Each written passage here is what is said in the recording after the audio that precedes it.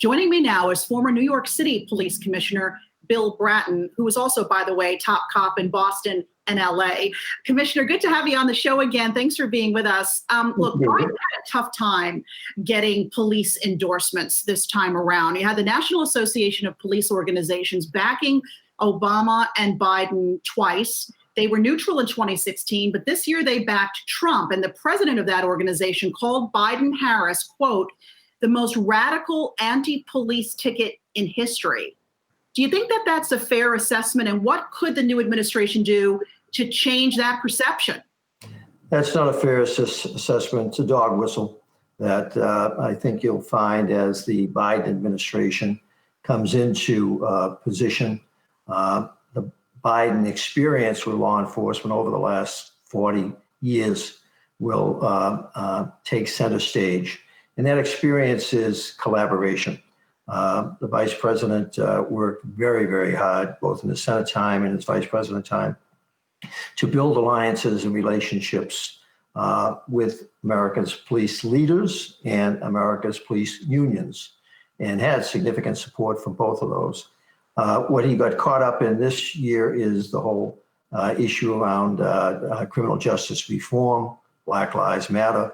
There's a lot of different streams of initiatives that a lot of the rank and file officers and police unions in particular feel are directly targeting them, targeting their value, targeting their importance, targeting their professionalism and fairness.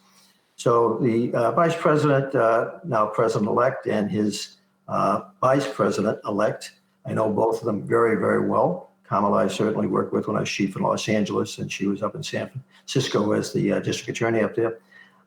They're very mindful of the need for not only law and order, which somehow or another has become a dirty word in this country, but law and order and justice.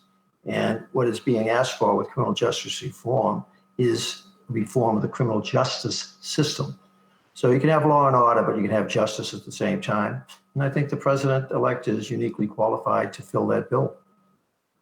You know, last time we spoke was July, but believe it or not, it was shortly after George Floyd was killed while in police custody. And at the time, you told me that the critical first step to meaningful police reform is establishing a set of national standards. How might you recommend Biden and his administration go about doing that? You got a good memory there, kid. That in terms of the first step has already been accomplished. That you may recall that President Obama had a White House conference. It was not a national initiative as such. It was a White House conference that came out with a number of standards. I think there were 32 of them. These were reform initiatives to basically move forward with law and order, but law and order with justice, and effectively beginning to reform the criminal justice system. So there's already a strong foundation that was embraced largely by American policing back at that time. It was not going to be too onerous. And so there's a foundation to build on that was set up by Obama and Biden, now 4 years ago. I think, however, what is necessary this time is not a White House conference, but actually a national commission, one similar to going back to the 60s and 70s, the Kerner Commission.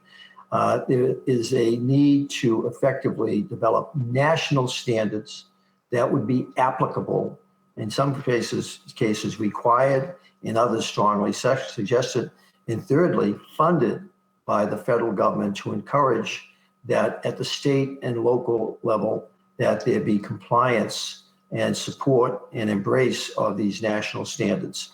I think now is the time to do it. It's been, for some reason, resisted for almost 50 years, maybe for the fact that the Kerner report set the country on the wrong course for almost 50 years. So there's maybe a fear of that.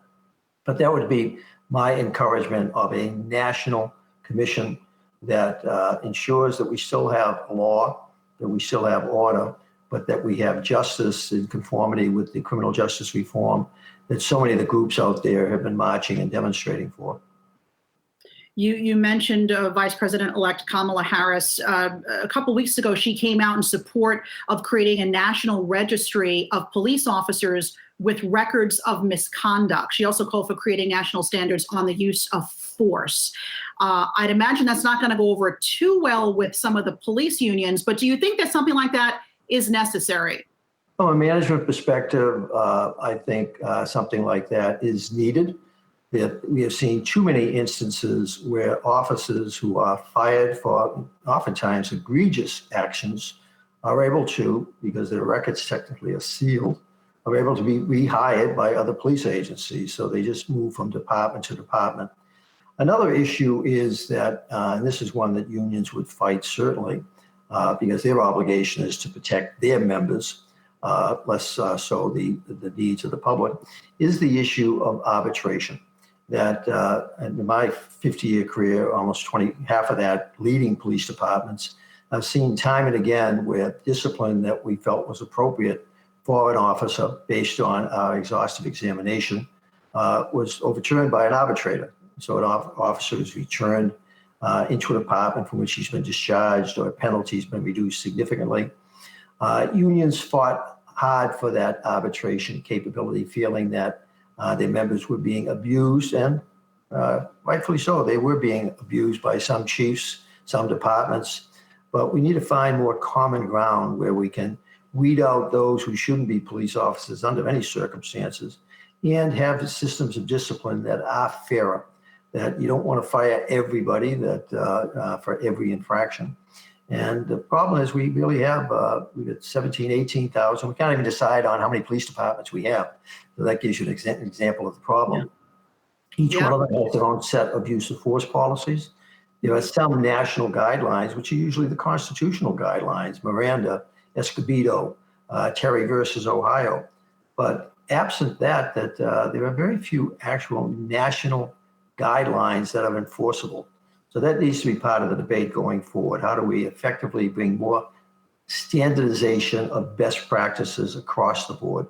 And this is something where the public is very deficient in their knowledge and awareness, not understanding that that you can literally go across a town line between two towns, and the two departments have two totally different sets of policies. So while something looks awful in City A, in City B, it's not unlawful or it's not against policy.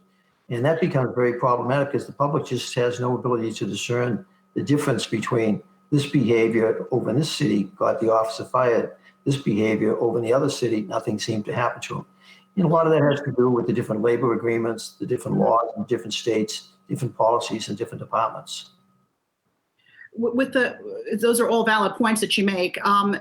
With the 30 seconds that we have left, I know that you've dealt with President-elect Biden over the years. I know that you both actually spoke at the funeral of police officers in New York years ago. If you were to tell him one thing you'd like to see him do in his first 100 days in office, what would that one thing be? Oh, I think you're going to see that he's going to look to very quickly address this issue because it's going to have to be addressed. It was so much a part of the demonstrations over the past year.